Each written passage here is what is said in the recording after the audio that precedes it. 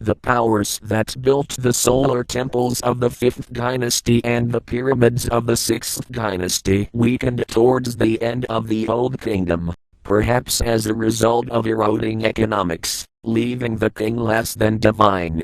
The power passed over into the hands of the nobles whose tombs now were larger and more elaborately decorated than the royalties.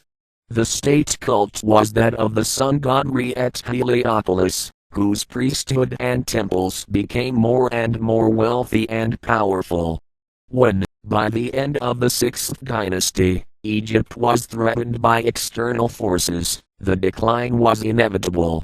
When the divinity of the king was disputed due to the collapse of royal authority, a gradual process of democratization of religious and funerary beliefs began.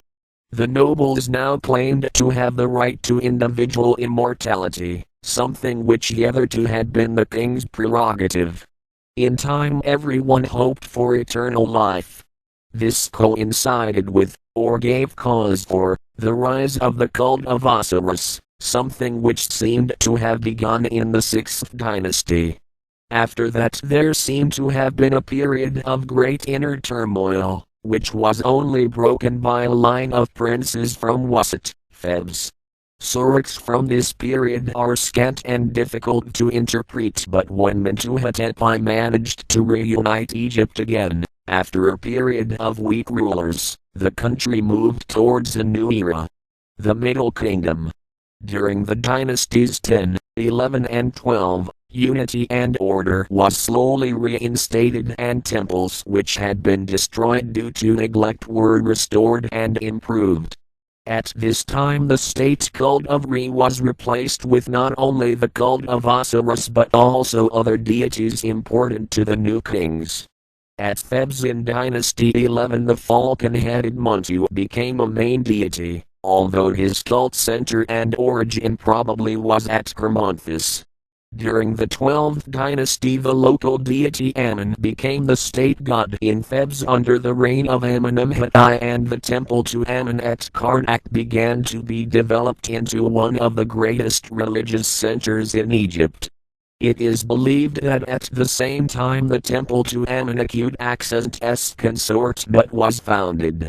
This too was the work of Amenemhet I, whose son Senusret I built an exquisite shrine at Karnak, the White Chapel, intended for the bark of Ammon to rest at during festivals and processions. Other temples which were built or elaborated on were the temple of Ptah at Memphis, Hathor at Dendera, Re-Adam at Heliopolis, Men at Coctus, and Osiris at Abydos. The cult of Osiris. When the Old Kingdom collapsed and ordinary man could no longer rely on the state and the divinity of the king, they began to look elsewhere for security in life and ways to immortality. And an obvious choice was Osiris, whom hitherto had been a target of worship only for the king. Origins. The name Osiris is the Greek form of the hieroglyph Wesir or WSR, which is thought to mean he who is strong, but no definite conclusion has been reached. It is also thought to mean the place of the eye.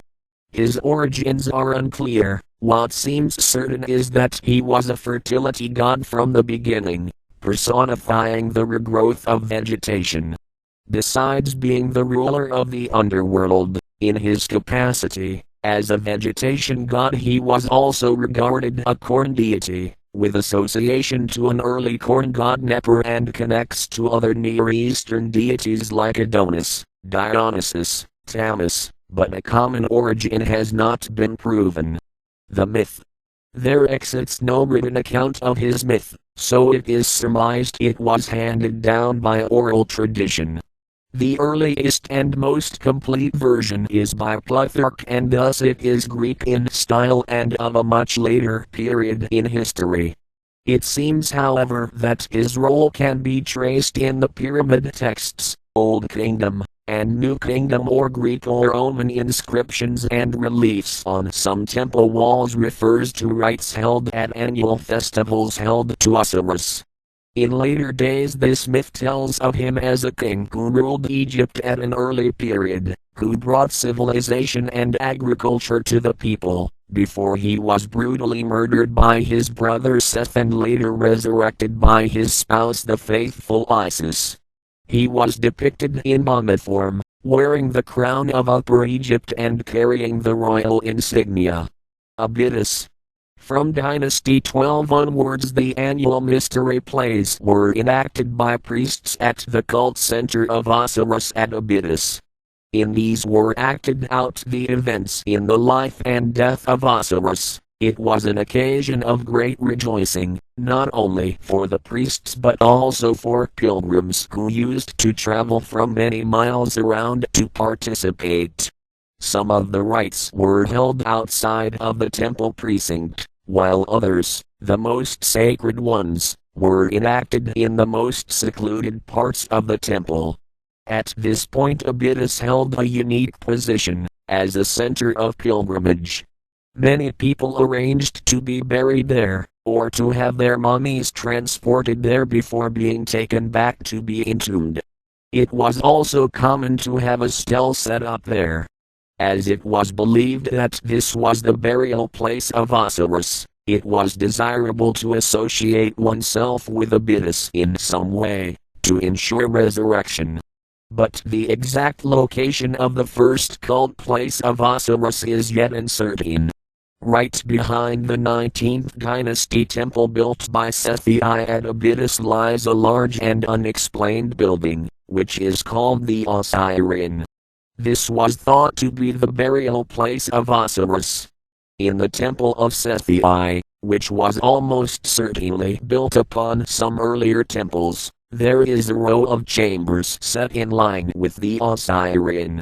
The reliefs on the walls depict the rites which culminate in the raising of the jet pillar, which probably marked the height of the festivities, at which point the god was believed to come to life again. Visit Abydos. Eternity for everyone. What was begun at Abydos during the 11th dynasty, perhaps as a counterweight to the sun cult at Heliopolis, continued and developed into the most important religious center of all of Egypt.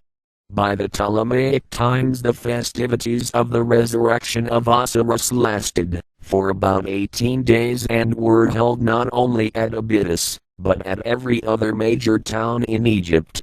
By dramatizing the life and death and resurrection of Osiris, the priests sought to ensure that the inundation and the regrowth of the crops would be returning to Egypt.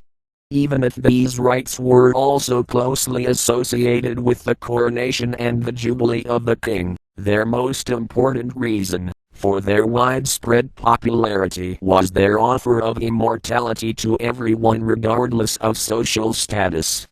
To gain access to the realm of Osiris meant having to pass before the tribunal of divine judges in the Hall of Judgment, affirming one's purity by reciting the negative confession. If deemed worthy and innocent of serious crimes, everyone was entitled to enjoy an eternity in the democratic realm of Osiris, tilling and harvesting their allotted piece of land, the field of reeds, and enjoying their former earthly pleasures without pain and suffering.